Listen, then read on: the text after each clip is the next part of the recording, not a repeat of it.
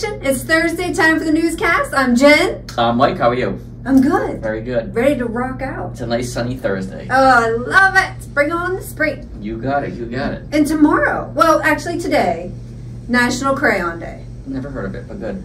Either. There's a National Day calendar, and someone sent me a link to it to start putting it on our Facebook page, and I was like, Crayon Day?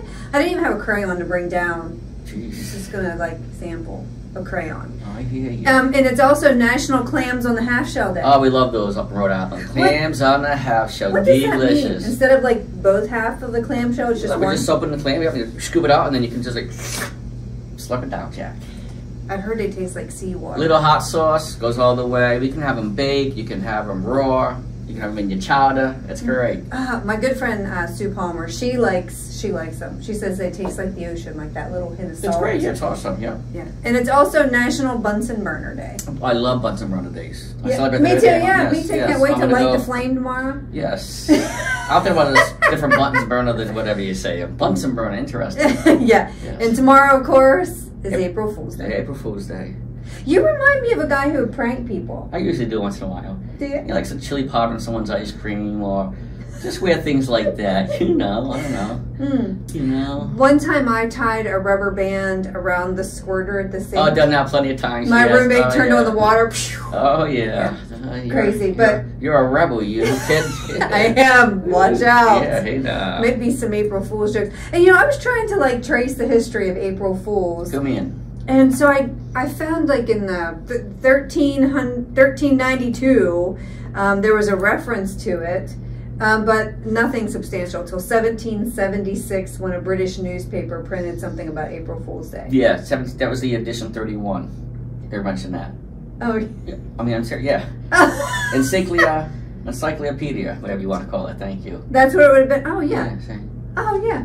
I don't know. All right, we're doing hello. How about this weather? Woo! Yeah, yeah. Let's see how he changes the subject. He's gonna April Fool's joke me this year. I don't know. worry. And I'm gonna put it on Facebook so everyone can Don't see worry. it. How about that Mid-American truck show? Anything coming up? with Yeah, that? so that was last week. You have to check out their Facebook page. There were over 200 like chromed out show trucks that Great, were there, good, and good. they are beautiful. And I'm a big fan of the dancing trucker on TikTok, and he Okay. was there on the show floor, and they had him on their Facebook page. I thought that That's like pretty he's like, cool. I'm famous. I I'll have made to it check to it out. Max. Yeah, I never heard of him. I will check it Yeah, out. so none of our crew here went, had a chance to go, but Okay. their Facebook page has lots of cool stuff. Very good. Anything else you want to come in? Any veteran stuff? Oh, and at Matt's, a veteran theme truck of Terry Parkinson won. Go check out his veteran wrap truck. And I think Definitely. it's given Richard Furtick some ideas for the convoys this year. Oh, great. Good idea. Very Look good. out, Thad. Okay. All right. Some good ideas coming. We'll be reaching out. But the news this Yes. week is fun. Good. Jamie and Bobby are back with their lightsabers. Very good. Fighting it up again. 10-4. The shout out girls with social media shout outs. I've been waiting for Doug's dad joke of the week. Is that back at all? Yeah, I gotta go track him down as soon as Yeah. you and I are done It's been here a while to get since I him heard. on camera. Doug's dad joke of the week. Well, he's here every week. Oh, is he? You need to watch the I newscast. think I better. Hello there. And Shane and Emily, welcome to the fleet. They Emily with the introduced- crazy laugh, right? Yes, Okay, I very love good. Emily's laugh. All right, She's excellent. so sweet. Good deal. She's so nice. So is Shane. Okay, very nice. But- Shane, I guess. Just kidding, just kidding. But they're back this week, and so that's the lineup. I mean, HR and payroll. Oh, payroll talks about when drivers are in class, they get like a temporary comp data card. Yes, and then they 2 get- weeks, they get a permanent come down top mailed to their address. Yeah, And so when that card arrives, you call the girls on payroll Monday through Friday, 8 to 4:30 to activate that permanent come data card. so he knows. Yes. You ask the man who leads orientation. Thank But Brittany talks about running that card as com data and not as like a credit card Great, good. for fuel and scale. So you have to check out that segment Excellent, to learn very more. good. All right, Jen, I'm getting back upstairs. You have a good day and be safe out there. Yep. See everyone. See ya. Hey, Smith Nation, it's Eric Nelson. Hey, I am here with my good friend Richard Furtick. We just finished an Executive Safety Committee meeting, and we talked about some very important things. As a matter of fact, a couple of those things were so important, I wanted to bring them to today's broadcast. Rich, one of the things we talked about was lane restrictions and how they affect our unsafe basic. Did you know that being in the wrong lane is an automatic 3-point violation that's multiplied by a weight factor of 3? That means that's a 9-point CSA violation if you're in a restricted lane. Rich, You know, I've ridden with you in your truck, and I tell you, you do a great job of staying violation-free. I want to ask, how do you stay away from lane restriction violations? Biggest thing is you got to have patience. Out there in the trucking industry, there's constantly everybody trying to pass everybody. And my biggest thing is I like the money in my wallet, not giving it to the law enforcement. You got to have patience on the highway. Everybody's always in a hurry. You get into a lane restriction, especially Pennsylvania Turnpike, out there in the construction site, they says no trucks left lane, but drivers do get out there and pass because somebody might be running the speed limit, but they want to go faster. But the thing is, you just got to go along. It's 8 miles long, so it takes you 10 minutes to get through there.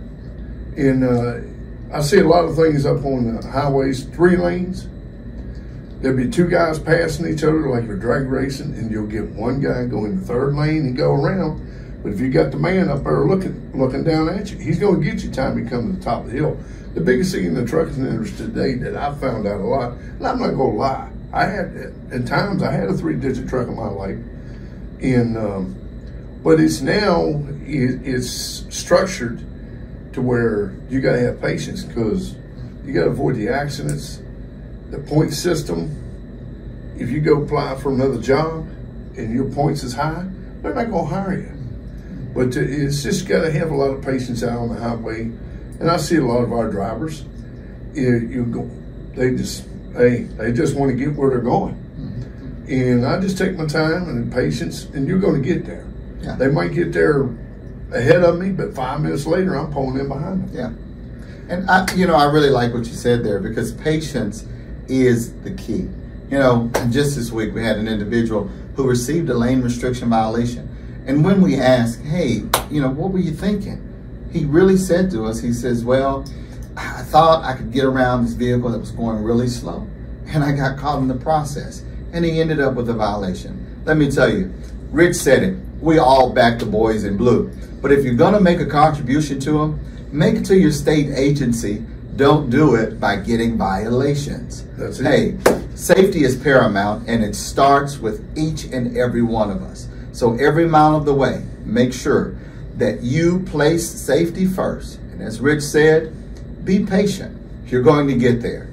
When you try to skirt the system, it never works out well for anyone. Keep safety first. Rich, thank you for all you do. Thank you for all you do, and we'll speak to you soon. Take care. Happy Thursday, Smith Nation. It's GAC with this week's Smithiversaries, and once again, we got the OG Big Baller shot callers. Starting out with Mr. Jeff Musselman, the president of Well Services. Congratulations on 38 years. 38 years, so that's great, Jeff. Next up, we got right behind him with 35 years is Mr. Robert Snyder, our special projects foreman. And then following closely behind Robert is Tammy Musselman, our application support programmer, or I like to call the IT lady. She has 34 years, so congratulations, Tammy. And next up with 11 years, we got Mon Capitan Lisa Markle, the assistant shop administrator. Lisa used to be the receptionist, helped me out all the time. Congratulations with 11 years. Coming up with 9 years, we have Mr. James Coho, a body shop technician. Then we have Mr. Sean Willison, an OTR driver with 7 years. We have Guam Patel from our Well Services with 4 years. Guam, if I mispronounce that, sorry, buddy. GAC again, I get it. Then we have a whole list of three-year anniversaries, starting out with Sally Hairline, our administrative assistant. We have Mr. Clyde Lewis from your OTR division. We have Jomar Jones from the Pactive. We have Mr. John DeCopel, who's Southeast Gold and helps me out. He's always looking for drop lots for us, so keep those leads coming, John. We have Mr. William Nada from Walmart and Mr. Charles Hartsock, all with 3 years. Mr. Hartsock's also from Walmart. Then coming in with 2 years, we have William Gates from the Northeast Gold, Antonio Oates, Jeremy Helmick, both OTR drivers. We have Russell Heidler, Jason Britt, James Sell, and Joseph Stone, all Walmart drivers, all 2 years. And rounding out the Smithiversaries of 1 year, we have Mr. Jack Lambright, who runs a DHL dedicated in the Midwest for us. and Mr. James McElhaney, an OTR driver for 1 year. So congratulations to everyone on your Smith anniversaries. Have a great week, and remember, safety starts with me. Hi, I'm Jen from HR. And I'm Brittany from Payroll. So for HR, we have 2 new hires this week. We have Chelsea, who will be in customer service as order entry, and then we have Jenna, who will be in operations department as one of our extended coverage coordinators. So if you speak to these 2 ladies, welcome them to the team. Welcome. Welcome. All right, for me, I wanted to discuss today your ComData fuel card. So first, if you haven't already done so, and this goes for all drivers, even our Walmart drivers and our tankers, please call us to activate your custom Smith card if you haven't done so already. Now, if you have never received this, you'll also want to call us so we can order a replacement card for you. Yes. These have to, you get a temporary one in class that looks like this, but this one arrives to you within 2 weeks of starting. We can't have you on the temporary card for more than 90 days because it could potentially mess with your pay, and we don't want that. Right. So call us as soon as you get this card in the mail to get it activated. Now, whether you're using a temporary card or the custom card, whenever you get your fuel, your cash advances, and your scales, you'll want to make sure that the cashier is running the card as a ComData card or a company card. If they run the card as the MasterCard, they're going to tell you that the card's declined or that it's not working, and you'll know right away that they're doing something wrong on their end. Now, that being said, if you have personal money on the card, your payroll, and they run the card as a MasterCard for fuel, cash advances, or scales, that could come out of your personal money, and you don't want that to happen. No. Of course, it's always a good habit to get a receipt just in case, and make sure you scan the receipts in as well. That way, if they do charge your personal money, we have the receipt on hand. We can get it reimbursed quicker than, sooner rather than later. Now, also, that being said, if you do have personal money on the card, I recommend downloading the ComData On-Road app. That way you can keep track of your deposits when it hits Friday mornings, your transactions, your card balance, anything like that. So, there's lots of things with these cards, you just definitely want to make sure that you're doing them properly. So again, make sure for fuel, cash advances, and scales, they're running the card as a ComData card. Personal stuff, of course, the MasterCard side. And if you have any questions, please call us. We're happy to help answer anything and assist in any way that we can with them. Very good. Thank you. Very important information. Very much so. Yes. All right, for HR, I just want to remind you, if you're on the health insurance and you use tobacco products, please make sure you get your program completed before July 1st. That is approaching very quickly. So if that does pertain to you, please make sure you get that done. The tobacco forms will not be available till July 1st, so we do not have them. None of the terminals have them. We cannot mail them to you, so just be patient. They'll be out July 1st through the beginning of August. So right now it's just the programs. If you need to do one, make sure you get that completed prior to July 1st. Also, just if you have the health insurance and you haven't already done so, if you get on the MyCigna app, mycigna.com, then you can keep track of your HSA account and also your deductible. So it is a good tool to have. If you haven't already done so, please make sure you download that app. Very, very useful. Yes. I use it all the time. Yes, you do. You do. I do. I know. So thank you very much for everything you do. Stay safe. Thank you. I'm Emily. Hi, I'm Shane. Welcome to our welcome segment. I know starting over can be scary. New careers can be full of unknowns. Every trucking company is part of this supply chain together, but not every company works the same. We know that everywhere we look, we see help wanted ads for drivers, and here at Smith Transport, our hiring requirements are more strict than most companies. So we not only want to welcome this group of drivers, but also thank them for choosing Smith Transport, and we want to let them know that we are here to support not just them, but you guys as well. And from the recruiter that brought you here to the orientation team of Mike, Jeff, Nicole, and Mark, to the operations and safety team, and all of our driver mentors. Yeah, we're all here for you, so never be afraid to reach out and ask for help. Welcome to the fleet. So our list of new drivers for this week, we have Daniel Leggett, Corey Mills, David Qualls, Jason Sexton, David Smith, to Kay Staley, Anthony Swakey, Justin Utt, Milton Wilson, and Marjorie Wilson. And we have Bill Ahu, David Balcom, Jonathan Bassett, Daniel Bennett, Mark Brown, James Chester, Damian Cox, Craig Delaney, David Featherstone, and finally, David Hamilton. Welcome to the family. Hey guys, welcome back. Sugar and Spice. I'm Julie. I'm Jen. All right, what's tomorrow? April Fool's Day. April Fool's Day. So hope you have some good pranks lined up. Robert Miller, beware. Do you have anything lined up? No, not at all. I don't either. But unfortunately, Mother Nature, I think, does. Yeah, it's a sick joke out there. I appreciate it. Isn't it supposed to be in like a lion, out like a lamb? It's supposed to be here quickly. That's all I care about. I think March kind of came in opposite. Yeah, I don't approve. I just that out the door. I just want spring here. That's it. So, what you have for us, Jen? Oh, we have a lot of social media posts again. So thank you very much to our drivers. We really appreciate them.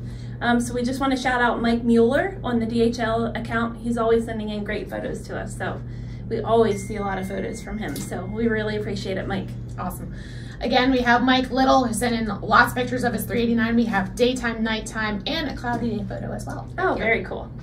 And then, did you see Paco? Oh my God, he's Paco adorable. is so cute. He's a Yorkie mix. He has an adorable underbite that Ronnie Rosenblum adopted from a shelter when he was down there in Florida. Ronnie said he's a great companion and he's made to be on the road. So he's a great co-pilot of Truck 2715. So Ronnie, we want to see Paco again. Yes, definitely. You know, all drivers have questions about the pet policy. Ronnie was no different. He asked me, I told him, and that's why we have that adorable little buddy running around here.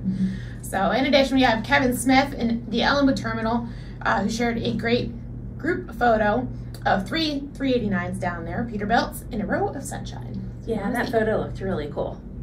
And then also Lynn Marshall got a great photo of 4 trucks we had lined up at the TA in Lebanon Junction, Kentucky. So awesome photo, and thank you, Lynn. I think one of the best photos out there is thank you, Barry Farmer, for sending us a picture of a nice spring photo. Again, don't get me wrong, I love all the pictures that are sent in. However, I like to see the warmer weather moving in. He understood the assignment. He did. He understood the assignment. Then getting back to our 40th anniversary at Smith, we're still celebrating with some fun 80s trivia. So the question we posted was, what is the name of the dog on Punky Brewster? Dun, dun, dun.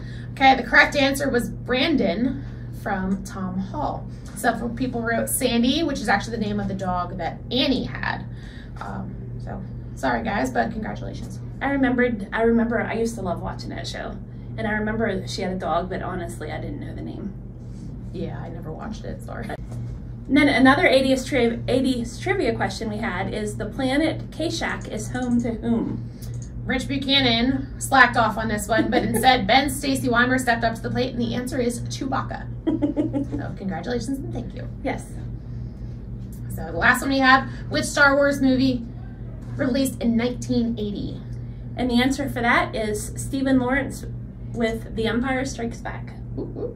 Steve's on a roll, and Rich Buchanan, like I said, you're slacking off. So keep the photos coming, keep the shout outs coming. We'll have more 80s trivia, more fun trivia coming, so watch out for those too. Until next time. See you then. Welcome to the 80s fun facts for this week.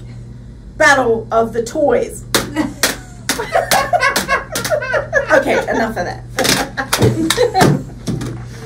Okay, first of all, we have some toys and some clothing this week. This is a members only jacket. Yes, I had one. I believe mine was purple. I can't be certain though, it was a long time ago. The brilliance of the members only jacket is that it promised exclusivity. Did I say that right? When in reality it offered nothing of it. It was not exclusive. Believe me, everybody had one. Google members only jacket and you'll see probably a million pictures. But hey, the cool kids wore members only jackets and they were presenting themselves as part of the elite clique of social insiders.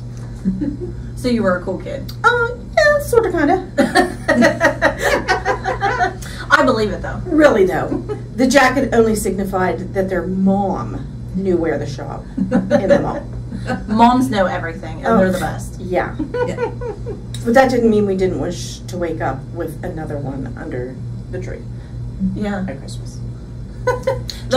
With that picture, I just have to say that puts me in remind her about Stranger Things on Netflix coming out again soon.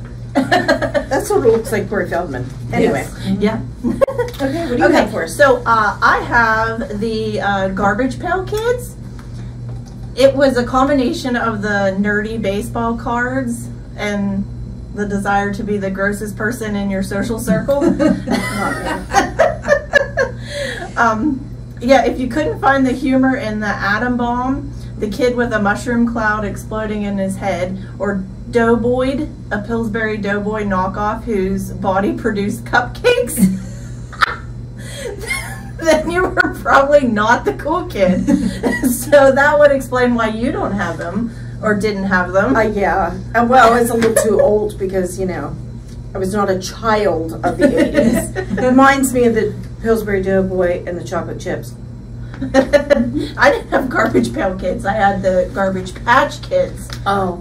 The Cabbage Patch. They are garbage.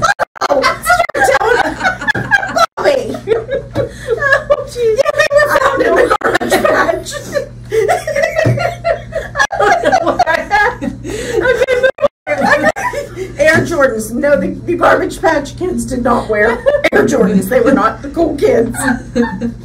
So before Michael Jordan was an NBA champ, that he was a namesake of these wildly popular sneakers. Every basketball-loving kid either had them or dreamed of having them.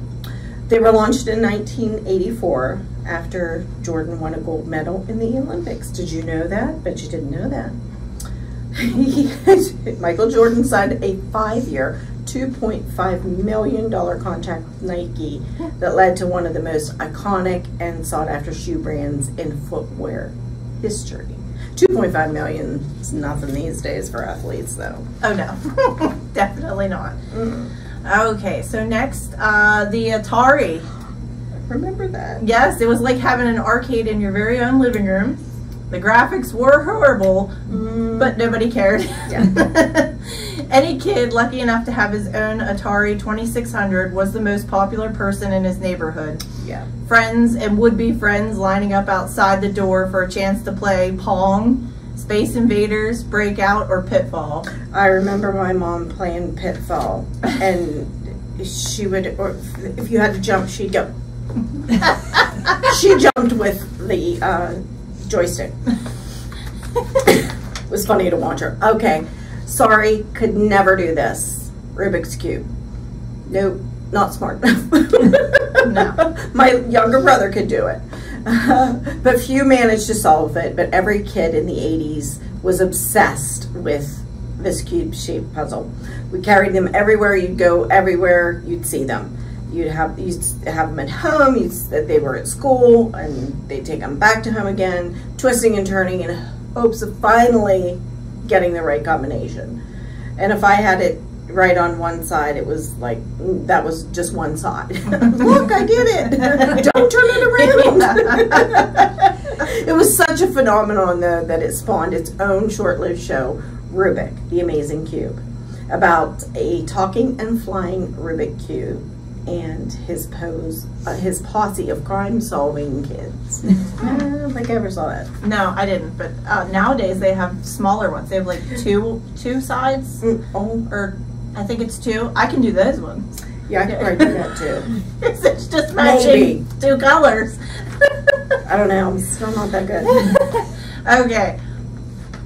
Believe it or not, there was a time when this talking teddy bear was considered horrifying. I mean, I can kind of believe it. As a little kid, well, yes, you know, talking in your bedroom at night, not me. No, but kids love the Teddy Ruxpin doll. It was $62. Today, today it's probably would be 200 or more. The bear didn't just talk. Thanks to cassettes that you could put into his back, he also blinked and turned his heads. So, you know, the stuff of nightmares, that's what I'm saying. Yeah. Today's kids mostly find Teddy creepy, and we share their distrust of talking okay, you're gonna have to cut that out. Animatronic. Cut it. Just skip that one. Animatronic doll. Distrust of talking dolls. But if you're still holding on to one of these, that's excellent news. Since they're among the 27 silly things from childhood worth tons of money today. Well, I never think of things like that. And plus, none of my toys would have been okay to keep. I know, yeah. I was not easy I was on not toys. keeping stuff in a box. No. Oh, I remember this fondly. The plastic circles, holes in them, you draw. And we turn around, you draw stuff. A spirograph. Loved it. Hasbro built it as a geometric drawing toy that produces mathematical roulette curves. I just thought it made cool pictures. And you colored them different colors. It was awesome. You thought you were an artist, but you really weren't. With a few colored pencils, you could create designs that were mesmerizing. And you thought you were just the greatest artist ever. You know, hey, Monet here. It's the only way I could draw anything, because I'm not an artist. Same. All right, back in style. Girl! Look at the leg warmers. Thanks to movies like Footloose and Flashdance, 80s kids everywhere decided they couldn't live another moment with their calves not protected with tiny sweaters. Yeah. Never mind that leg warmers had long been used mostly by dancers to keep their leg muscles warm and prevent cramping. I did not know that. Yeah, yeah. In the 80s, leg warmers suddenly became a fashion staple, even among people who could barely slow dance to a Journey song. Yes, I do not believe I ever wore leg warmers, and I know the aerobics instructors back in the day, the headband and the wristbands and the leg warmers. Yep. And I have in my mind the Flashdance dancer and her doing her little dance in her leg warmers. Okay, scratch and sniff stickers. Sticker technology of the 80s had their Apollo 11 moment with the scratch and sniff sticker. These stickers didn't just come with delightful illustrations. See the nice little code? Does that Very cute. Does that smell like ice cream? Let me see. Smells like paper. Scratching and sniff fingernail with the paper, or with your fingernail, would release a fragrance that was, well, at least close to what was on it. Is there anything more mind-blowing to a kid, at least an 80s kid, than scratching a sticker and declaring, "It's grape stuff," or has melon power, and then smelling something that vaguely is sort of kind of in the ballpark of that.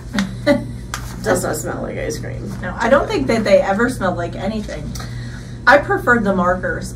Yeah, they had better.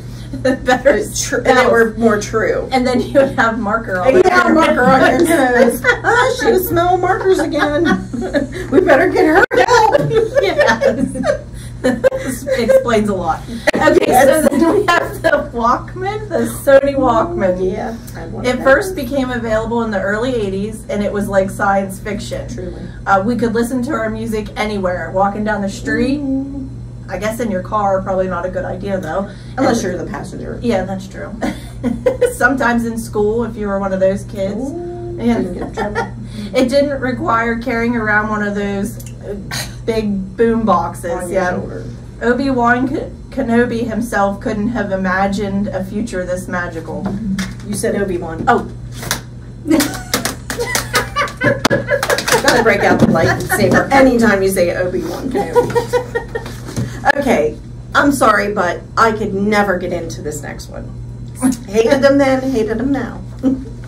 Jelly shoes. Sorry, I'm a shoe person. I love shoes. Jellies, not my favorite.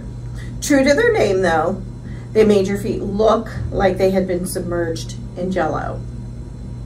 Maybe that's why I didn't like them. Well, apparently, this was something that the cool kids wanted in the 80s. Go ahead and toss these out if you still have a pair, because they're one of the 23rd dated fashion trends that will never come back in style. See, I think I knew something back then about jelly shoes. All I can see is, yeah, no. Your tan lines. Yeah, tan lines. No. And blisters. Don't do it. Yeah. Don't do it. Don't do jelly shoes.